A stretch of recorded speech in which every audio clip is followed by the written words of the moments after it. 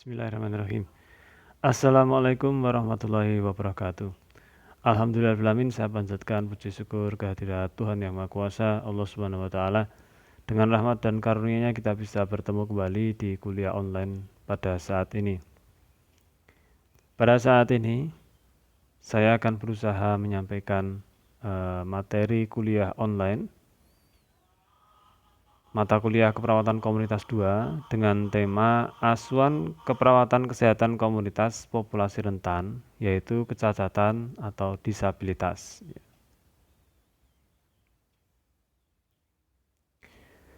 Di dalam melakukan asuhan keperawatan, ya. Jadi di dalam melakukan asuhan keperawatan, kita perlu melakukan langkah yang namanya proses asuhan keperawatan. Ya. Ada 5 langkah atau 5 tahap yang bisa kita lakukan. Yang pertama adalah pengkajian, kemudian yang kedua penegakan diagnosa keperawatan komunitas, yang ketiga perencanaan intervensi, yang keempat pelaksanaan atau implementasi, dan yang kelima evaluasi.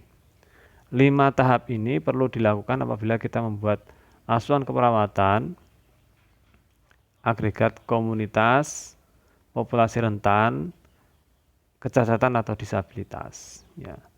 Jadi 5 langkah ini harus urut dan tidak boleh bolak-balik. Karena kita akan berikan asuhan keperawatan pada populasi rentan yaitu kecacatan disabilitas, maka kita perlu mengetahui tentang definisi kecacatan dan disabilitas itu. Dari sumber yang saya akses, definisi dari kecacatan yaitu sebagai hilangnya atau abnormalitas dari fungsi atau struktur anatomi, psikologi maupun fisiologi. Itu definisi dari kecacatan. Kemudian definisi disabilitas. Ya. Definisi disabilitas yaitu suatu keterbatasan atau kehilangan kemampuan sebagai akibat impairment untuk melakukan suatu kegiatan dengan cara atau batas-batas yang dipandang normal bagi seorang manusia. Itu adalah definisi dari disabilitas. Ya. Jadi di sini di dalam definisi ini bisa kita lihat bahwa kecacatan atau disabilitas itu secara garis besar mempunyai kesamaan yaitu adanya kehilangan ya,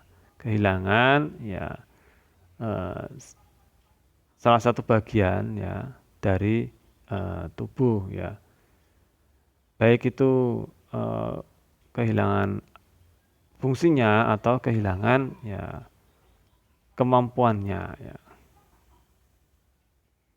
Sehingga di sini kalau kita mau memberikan asuhan keperawatan pada populasi rentan ini, nanti kita perlu ya melakukan ya, pendekatan kepada kelompok-kelompok yang mempunyai ya,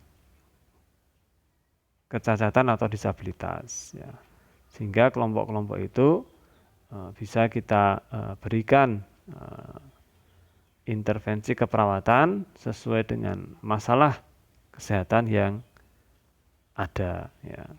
Itu kita perlu tahu tentang definisi dari kecacatan dan disabilitas.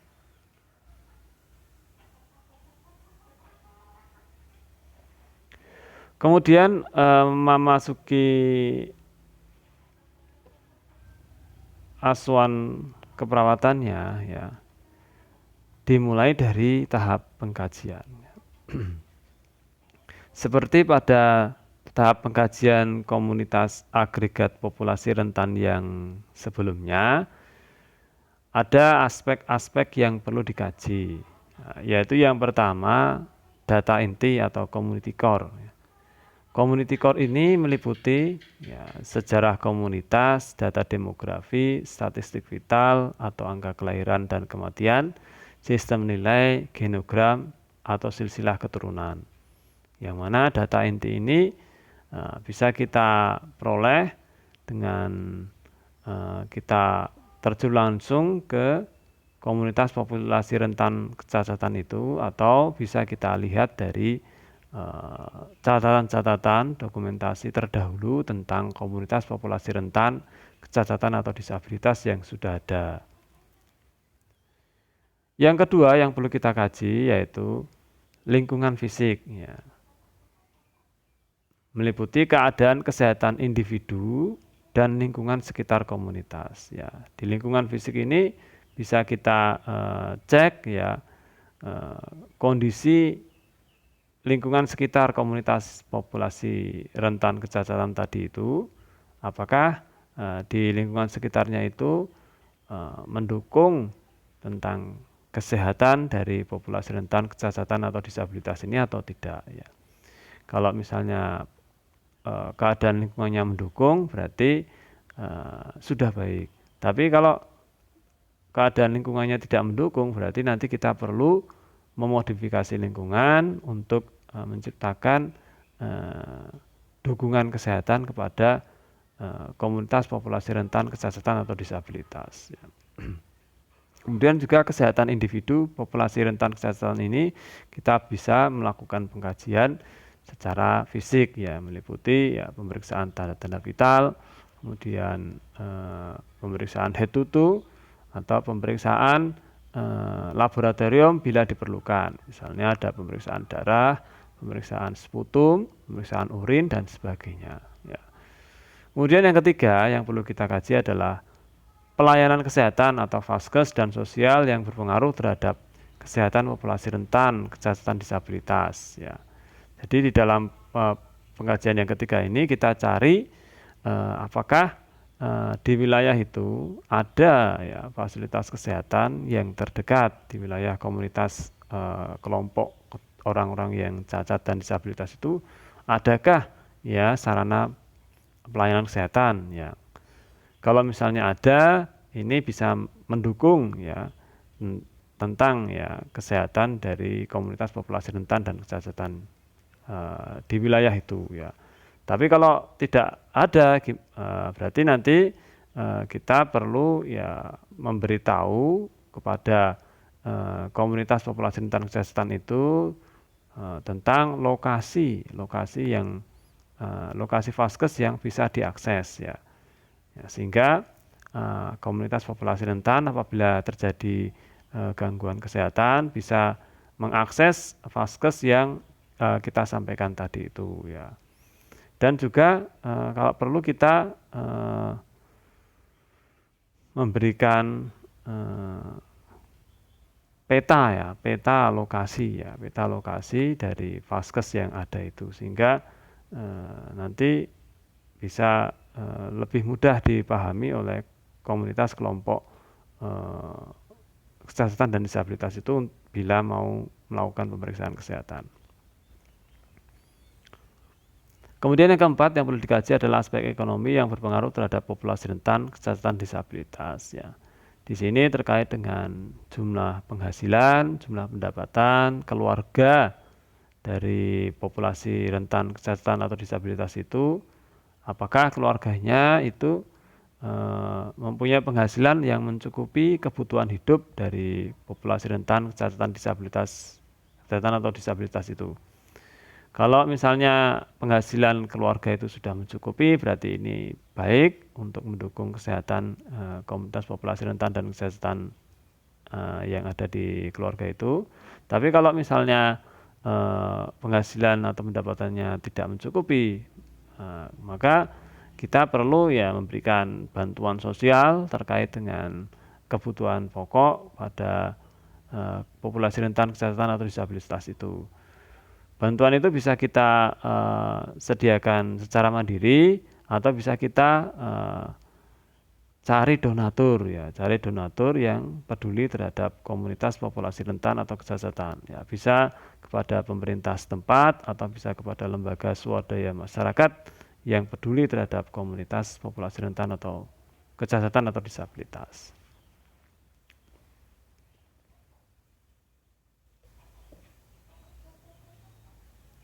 Berikutnya aspek yang kelima yang perlu dikaji adalah keamanan dan transportasi yang mendukung terhadap pengelolaan kesehatan populasi rentan, kecacatan atau disabilitas. Ya. Jadi keamanan ini termasuk kita mengkaji kondisi situasi lingkungan sekitar ya. Apakah di situ di komunitas populasi rentan kecacatan dan disabilitas itu aman atau tidak ya, meliputi misalnya aman dari pencurian barang-barang, aman dari tindakan kekerasan dan sebagainya. Nah, kemudian transportasi ya, kita kaji ya alat transportasi yang sering dipakai oleh komunitas populasi rentan atau kecacatan atau disabilitas yang ada di wilayah itu. Apakah alat transportasinya mendukung enggak terhadap komunitas ini untuk melakukan kehidupannya sehari-hari atau belum ya. Jadi komunitas populasi rentan ini kalau misalnya ya terjadi gangguan mobilitas fisik, ya kita perlu ya memberikan sarana bantuan, ya bantuan berupa ya alat untuk ya memudahkan transportasi ya, atau alat untuk memudahkan berpindah pada komunitas kecacatan atau populasi atau disabilitas ini. Jadi alat yang bisa diberikan untuk transportasi misalnya kursi roda atau alat-alat bantu jalan yang lain yang diperlukan oleh komunitas populasi rentan kecacatan atau disabilitas. Kemudian yang keenam, aspek politik dan government yang berpengaruh terhadap kesehatan populasi rentan kecacatan atau disabilitas. Jadi di sini kita kaji, kita cari informasi tentang apakah di komunitas populasi rentan itu ada peraturan pemerintah atau kebijakan pemerintah yang lain terkait dengan dukungan pemerintah terhadap kesehatan komunitas populasi rentan kecacatan atau disabilitas. Kemudian juga terkait dengan ya hak politik yang istilahnya tidak dikecualikan ya. Jadi di komunitas populasi rentan disabilitas itu, kecacatan disabilitas itu masih mempunyai hak politik yang sama dengan orang yang tidak cacat ya. Misalnya ketika melakukan pemilihan suara untuk memilih kepala daerah dan sebagainya. Nah, ini perlu dikaji, ditanyakan kepada pihak tokoh-tokoh masyarakat setempat atau pihak yang ya mengurusi bidang komunitas kecacatan atau disabilitas. Kemudian yang ketujuh, kita kaji juga komunikasi yang diterima masyarakat terkait kesehatan populasi rentan kecacatan atau disabilitas ya. Ini kita tanyakan kepada sebagian warga masyarakat yang ada di wilayah komunitas populasi rentan itu, apakah masyarakat di sekitar itu menerima ya adanya kecacatan atau disabilitas yang ada di wilayah itu. Nah, ini kalau misalnya ada masyarakat yang mungkin tidak menerima keberadaan komunitas kecacatan disabilitas, nah nanti kita perlu berikan pengetahuan bahwa memang masyarakat itu tidak bisa pilih-pilih ya, karena di wilayah itu memang komunitas populasi rentan kecacatan memang mempunyai hak juga hidup di dalam masyarakat itu. Jadi masyarakat kita edukasi supaya bisa menerima adanya populasi rentan kecacatan dan disabilitas, bahkan nanti bisa memberikan bantuan ya. Bantuan baik itu bantuan secara sosial maupun bantuan secara moral untuk dukungan hidup dari komunitas populasi rentan kesehatan atau disabilitas ya. Kemudian yang kedelapan terkait dengan aspek pendidikan ya. Aspek pendidikan itu bisa kita kaji ya, status pendidikan, fasilitas pendidikan di komunitas, apakah sudah ada ya fasilitas pendidikan yang khusus untuk komunitas populasi rentan kesehatan atau disabilitas. Kalau sudah ada, berarti ini mendukung tentang perkembangan pendidikan komunitas populasi rentan kesehatan atau disabilitas, sehingga komunitas itu bisa berkembang ya pendidikannya ya seperti orang-orang yang normal. Kemudian yang ke-9, kita kaji rekreasi yang dilakukan di masyarakat ya. Rekreasi yang dilakukan di masyarakat ini ya kita cari tahu dari sebagian warga masyarakat apakah komunitas populasi rentan itu ya sering ya di wilayah itu sering melakukan rekreasi tidak, atau kita tanyakan langsung kepada komunitas populasi rentan itu apakah sering melakukan rekreasi atau tidak ya. Nah, rekreasi ini berfungsi untuk ya menjadikan pikiran menjadi lebih fresh dan bisa berpikir dengan lebih baik lagi untuk tindakan sehari-harinya.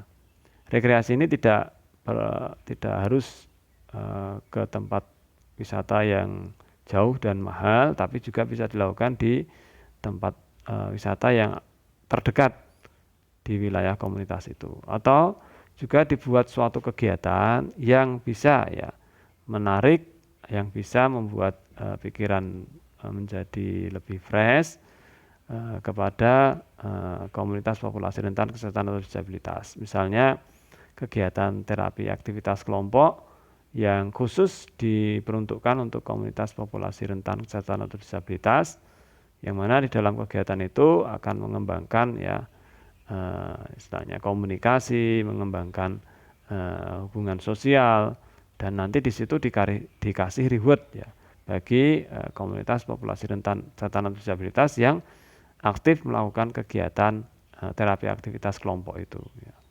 Ya, itu alternatif rekreasi yang lain ya apabila memang tidak memungkinkan melakukan rekreasi di tempat wisata yang jauh dan yang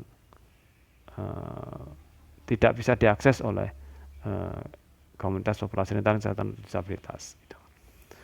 Ya, jadi ada 9 hal yang perlu dikaji pada komunitas populasi rentan kesehatan atau disabilitas. Jadi hal-hal ini sama dengan hal yang dikaji pada komunitas populasi rentan yang sebelumnya, karena ini memang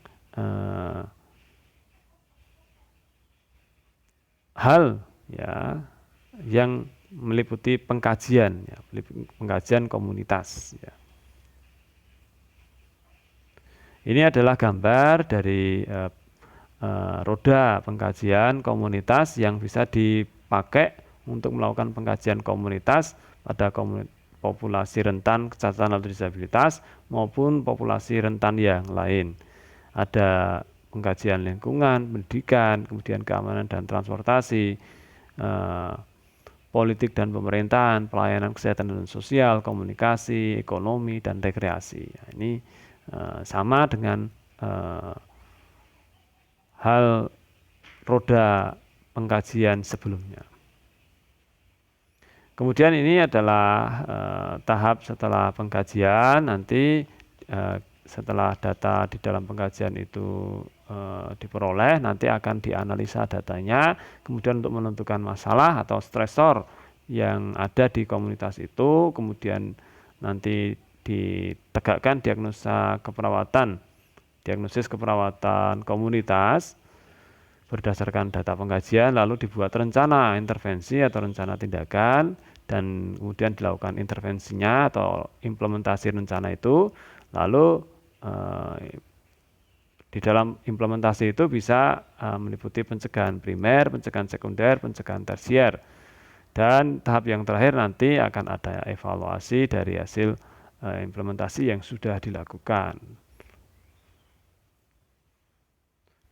Berikutnya ini adalah teknik pengumpulan data ketika kita mau mengadakan pengkajian komunitas, kita bisa menggunakan teknik-teknik antara lain satu Weinberg survey ya. Teknik-teknik ini sama seperti pengkajian komunitas yang lain ya. Jadi ini sama dengan yang sebelumnya.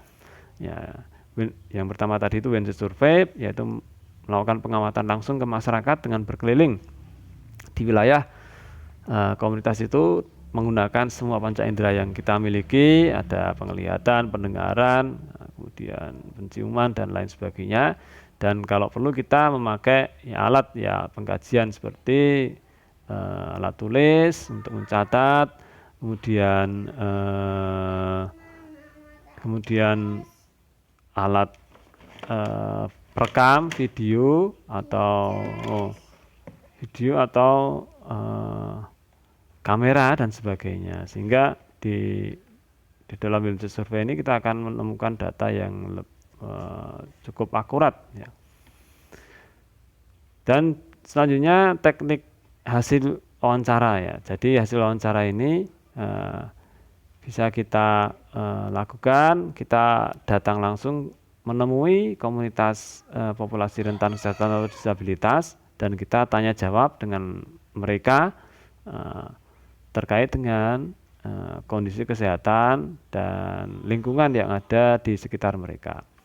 Berikutnya adalah kuesioner ya. Kuesioner ini kita mengisi angket ya atau kita membuat angket ya, kemudian nanti kita sebarkan kepada komunitas populasi rentan kesehatan atau disabilitas untuk diisi dan nanti kita analisa dari hasil isian itu. Teknik yang selanjutnya adalah data sekunder ya. Data sekunder ini kita bisa mengecek ya data terkait komunitas populasi rentan disabilitas atau kecacatan, meliputi data statistik ya, jumlah penderita kecacatan atau disabilitas, kemudian laporan puskesmas terkait dengan kesehatan ya, kesehatan yang sering dialami atau kesehatan komunitas populasi rentan kecacatan atau disabilitas itu. Berikutnya laporan dari kelurahan, misalnya ini data ekonomi ya, data penghasilan keluarga. Ya. Jadi data sekunder ini bisa didapatkan dari sumber-sumber yang valid ya, yaitu dari pihak pemerintah maupun pihak puskesmas.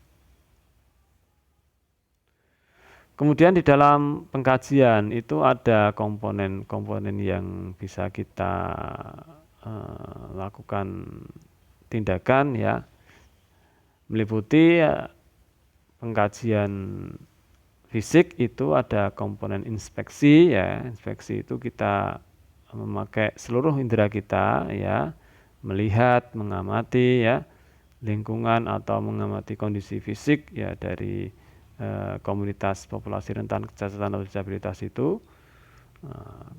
Apakah ada gangguan secara fisik selain kecacatannya, misalnya ada luka atau ada ya trauma, fraktur dan sebagainya. Kita inspeksi.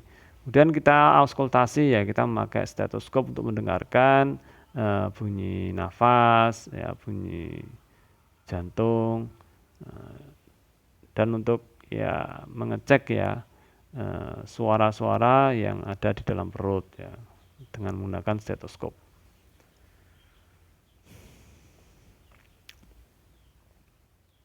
Kemudian tanda vital ya.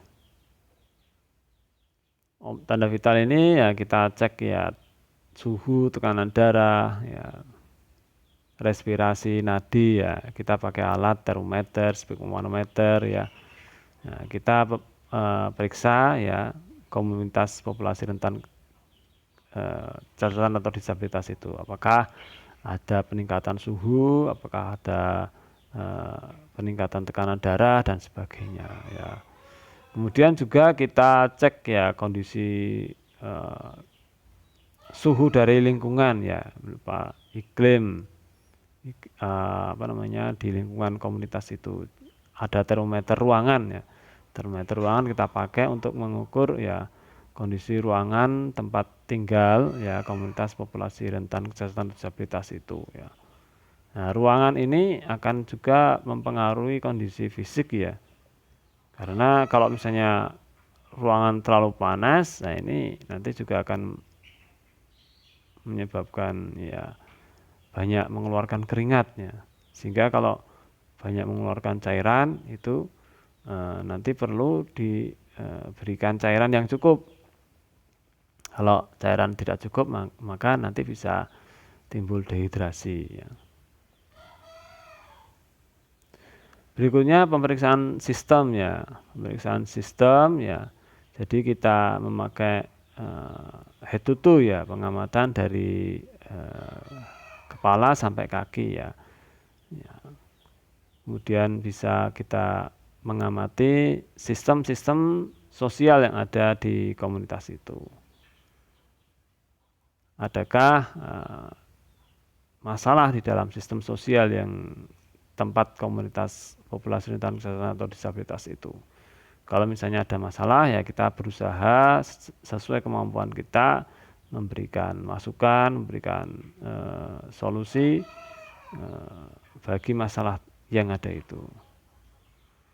Yang berikutnya komponen pemeriksaan lab. Jadi pemeriksaan lab ini secara garis besar bisa kita cek darah, ya ronsen, kemudian urin dan sebagainya. Jadi untuk pemeriksaan lab ini kita perlu bekerjasama dengan pihak laboratorium, pihak analis ya, untuk melakukan pengambilan sampel ya, mengambil sampel darah atau untuk mengambil sampel urin dan sebagainya ya. Kemudian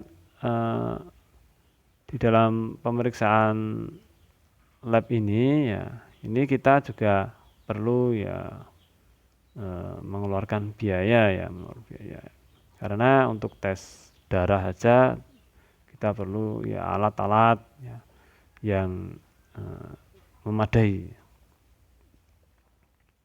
Itu beberapa komponen di dalam pengkajian ya yang bisa dilakukan di komunitas populasi rentan kejahatan atau disabilitas ya. Kemudian setelah data diperoleh, maka kita perlu menganalisa data hasil pengkajian ya. Data hasil pengkajian kita analisa ya dengan membuat tabel analisa atau tabel interpretasi data. Di dalam tabel itu meliputi kolom data, kolom kemungkinan penyebab, dan kolom masalah kesehatan ya. Kolom-kolom ini bisa urutannya bisa berbeda dengan urutan ini ya. Jadi kalau pada data ini adalah kolom ya simptom, kemudian penyebab ini adalah kolom etiologi, dan masalah kesehatan ini adalah kolom problem. Nah ini bisa dibalik problemnya yang ada di depan ya, bisa ya. Jadi nanti kalau problemnya yang ada di depan nanti juga tinggal kita mudah untuk menentukan diagnosa. Kalau yang tabel ini nanti lewat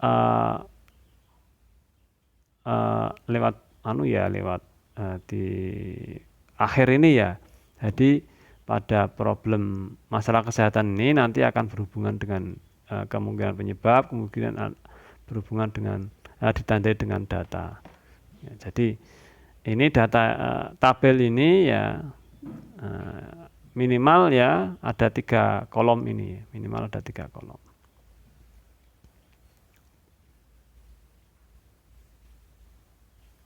Setelah data kita analisa, kemudian kita berusaha untuk menegakkan diagnosa keperawatan pada populasi rentan kejahatan atau disabilitas ya.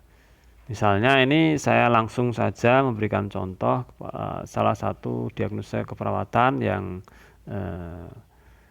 bisa muncul pada komunitas kecacatan atau disabilitas, yaitu gangguan mobilitas fisik pada sebagian warga penyandang disabilitas di desa Y berhubungan dengan kerusakan muskuloskeletal dan neuromuskuler pada tubuh sebagian warga penyandang disabilitas tersebut, ditandai dengan adanya keterbatasan kemampuan melakukan keterampilan motorik. Ya. Ini salah satu contoh diagnosa keperawatan komunitas. Ya.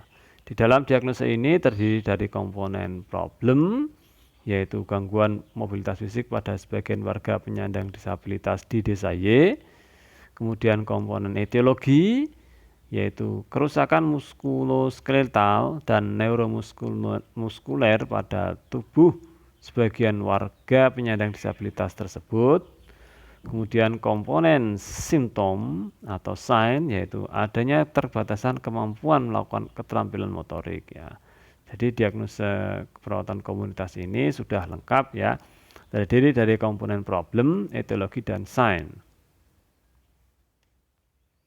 Kemudian setelah diagnosa keperawatan kita buat, maka kita akan melakukan rencana intervensi keperawatan pada populasi rentan, kecacatan atau disabilitas. Kita tuliskan tujuan jangka panjang, yaitu setelah dilakukan intervensi selama 3 kali pertemuan, klien mampu meningkat dalam aktivitas fisik, ya, memperagakan penggunaan alat bantu. Ya. Itu tujuan jangka panjang dari diagnosa yang kita buat tadi. Setelah tujuan jangka panjang kita buat, kita juga perlu menentukan tujuan jangka pendek. Ya. Tujuan jangka pendek yaitu komunitas populasi rentan, kecacatan atau disabilitas mengerti tujuan dari peningkatan mobilitas fisik. Ya, ini jangka pendeknya.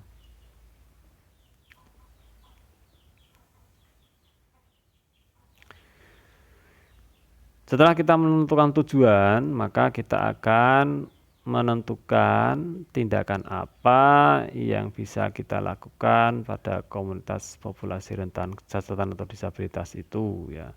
Jadi ada 4 rencana tindakan yang bisa kita buat. Yang pertama, karena tindakan komunitas ini kita perlu orang lain, maka kita perlu kerjasama. Jadi di dalam melakukan tindakan keperawatan komunitas, kita perlu kerjasama dengan tim kesehatan, puskesmas, dan kader kesehatan di desa Y. Ya. Sehingga kalau melakukan asuhan keperawatan komunitas, kita perlu bekerja sama dengan pihak-pihak terkait. Kita perlu pihak-pihak terkait, ya. Bisa puskesmas atau kader kesehatan. Berikutnya rencana tindakan yang kita buat, yaitu kita bisa melakukan penyuluhan kesehatan tentang teknik ambulasi untuk melancarkan peredaran darah. Karena di dalam diagnosa tadi masalahnya adalah gangguan mobilitas fisik, ya ini bisa terjadi karena peredaran darah di tubuh kliennya tidak lancar, maka kita perlu memberikan pelatihan terkait dengan teknik ambulasi. Ya, dimulai dulu penyuluhannya, penyuluhan kesehatannya, baru nanti diberikan pelatihan teknik ambulasi. Sehingga klien yang terjadi kecacatan atau disabilitas tadi itu bisa mengerti tentang manfaat, ya, melakukan ambulasi, ya, gitu. Dan juga bisa mempraktekkannya. Kemudian yang ketiga, kita perlu membuat monitoring vital sign sebelum dan setelah latihan. Maksudnya latihan teknik ambulasi dan melihat respon pasien. Jadi karena kita tadi itu memberikan latihan teknik ambulasi, maka kita perlu memonitor vital sign sebelum diberikan teknik ambulasi dan sesudah diberikan teknik ambulasi. Apakah vital sign-nya itu mengarah ke normal atau tidak, ya. Jadi kalau mengarah ke normal berarti tekanan darah itu akan normal dan nanti peredaran darah juga bisa normal, ya. Kalau misalnya setelah diberikan teknik ambulasi kok tekanan darahnya menjadi lebih tinggi, nah ini maka teknik ambulasi yang diberikan perlu dihentikan ya. Ya. Tapi untuk melancarkan peredaran yang darah yang lain maka kita perlu ya memberikan intervensi yang sesuai dengan kondisi uh, klien yang kita berikan intervensi tadi itu. Juga kita melihat responnya. Kalau misalnya dengan teknik ambulasi, respon klien kita itu istilahnya bisa mengikuti dan istilahnya tidak terjadi keluhan-keluhan, maka kita bisa melakukan teknik ambulasi ini secara rutin. Tapi kalau misalnya ada keluhan, berarti nanti kita berikan teknik ambulasi ini ya sesuai kondisi kliennya. Berikutnya yang keempat, rencana tindakan yang bisa kita lakukan itu berikan alat bantu jika klien tadi membutuhkan.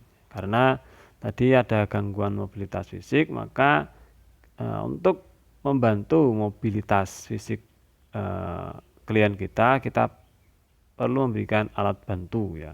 Bisa berupa kursi roda atau bisa berupa alat bantu jalan yang lain. Yang mana di dalam alat bantu ini kita perlu ya penyediaan alatnya ya. Dan alatnya ini ya tidak murah ya. Untuk kursi roda pun ya harganya ya lumayan ya. Tidak murah ya.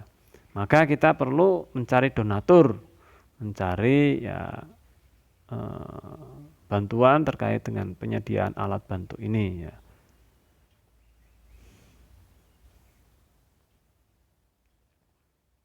Berikutnya setelah rencana intervensi keperawatan kita buat, ya kita melakukan ya, atau mengimplementasikan ya rencana tadi pada populasi rentan kesehatan atau disabilitas. Ya. Karena tadi itu ada 4 rencana tindakan yang sudah kita buat, maka 4 rencana itu kita lakukan dengan memperhatikan tujuan jangka pendek dan jangka panjang yang sudah kita tetapkan. Berikutnya kita melakukan pembagian tugas masing-masing kelompok ya. Jadi kalau praktek keperawatan komunitas kita secara berkelompok dan di kelompok itu ada beberapa orang, maka kita nanti akan membagi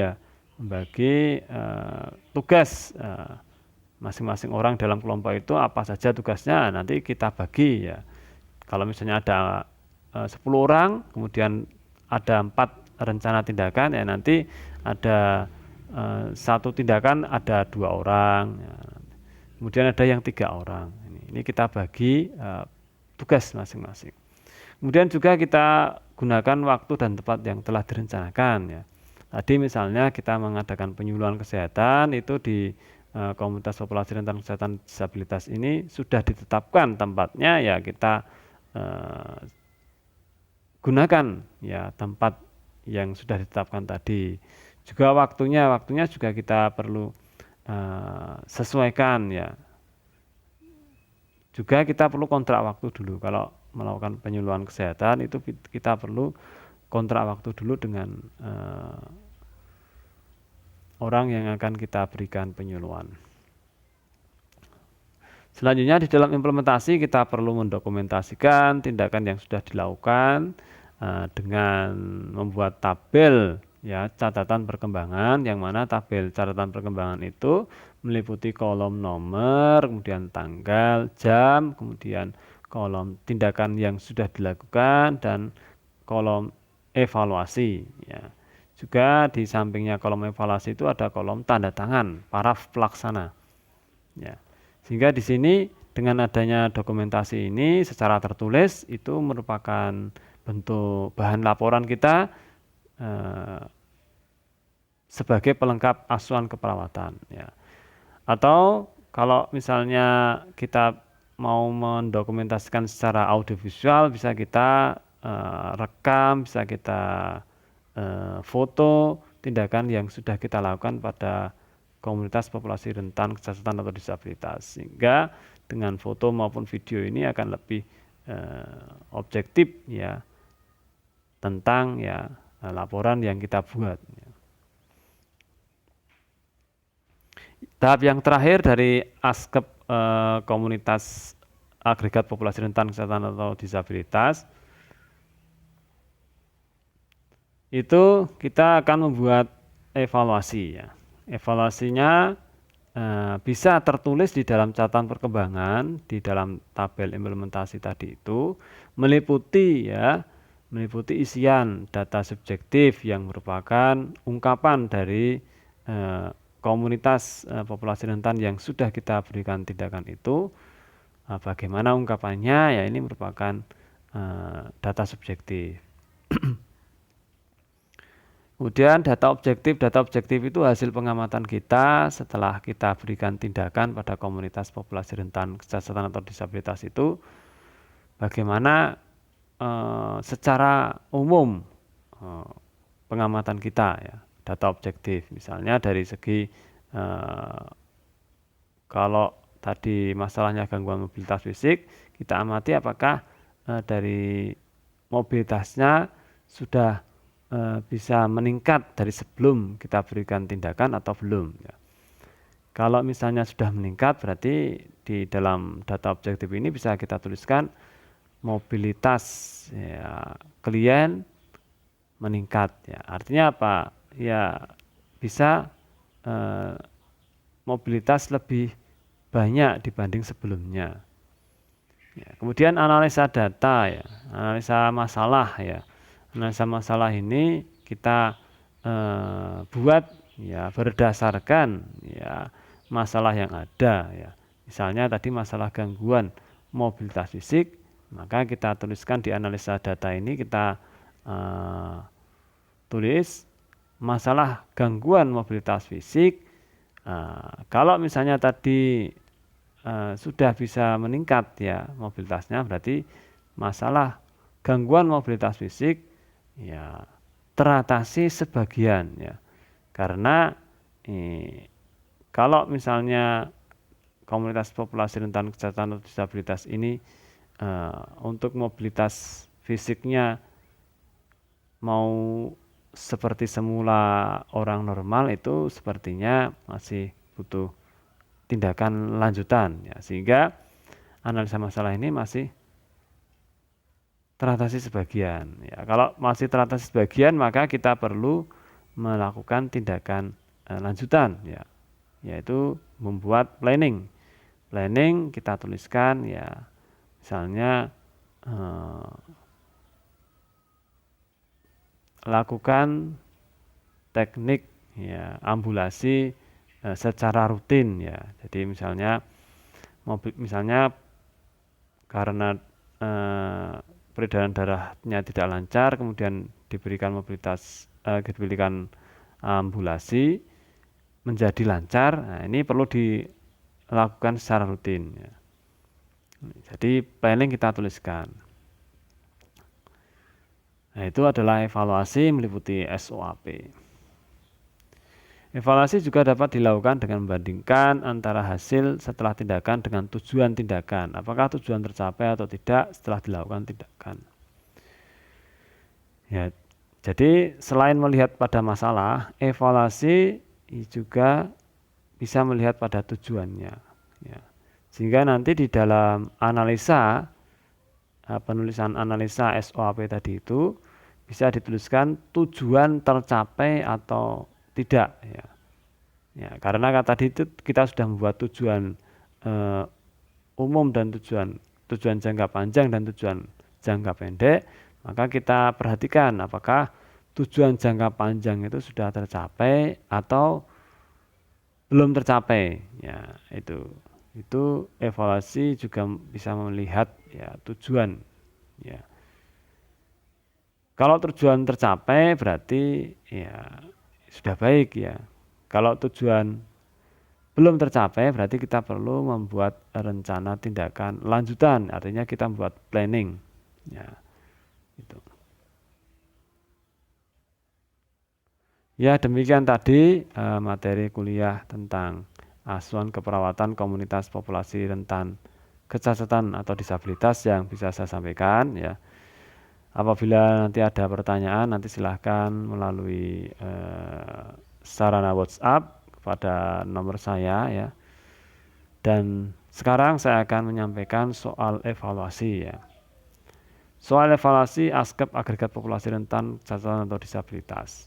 Setelah membaca materi, jawablah soal ini dengan tulis tangan, disertai nama, NIM, mata kuliah, nama dosen pengajar, tanggal pengerjaan, lalu upload jawaban di e-kampus sesuai waktunya, dan kirim email ke antoantara1212@gmail.com. Ya, jadi silakan ini soal ini bisa ditulis ya, kemudian dijawab ya.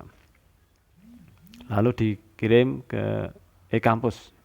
Apabila e-kampus belum saya buka, nanti kirim ke email saya. Soal pertama, apa yang dimaksud dengan kecacatan dalam materi ini ya.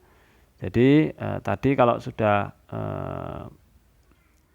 menulis dari slide saya tentang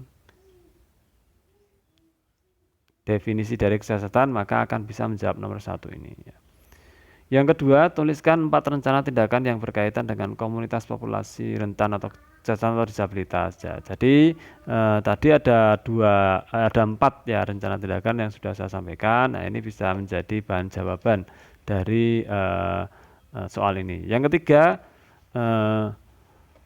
tulis 1 contoh diagnosa keperawatan komunitas pada populasi rentan atau disabilitas, kecacatan atau disabilitas. Ya, jadi 1 contoh diagnosis saja yang sudah saya sampaikan tadi itu bisa menjadi jawaban dari soal nomor 3 ini. Ya, itu ada 3 soal, jadi silahkan dikerjakan sesuai dengan materi yang sudah saya sampaikan. Baik, ya. Jadi soal evaluasi sudah saya berikan, ya, sehingga materi kuliah saat ini sudah cukup ya. Demikian dari saya ya, saya harapkan bisa diterima dan dimengerti oleh mahasiswa dan mahasiswa bisa mengerjakan tugas soal evaluasinya. Kurang lebihnya saya mohon maaf ya. Terima kasih atas perhatian dan kerjasamanya. Wassalamualaikum warahmatullahi wabarakatuh.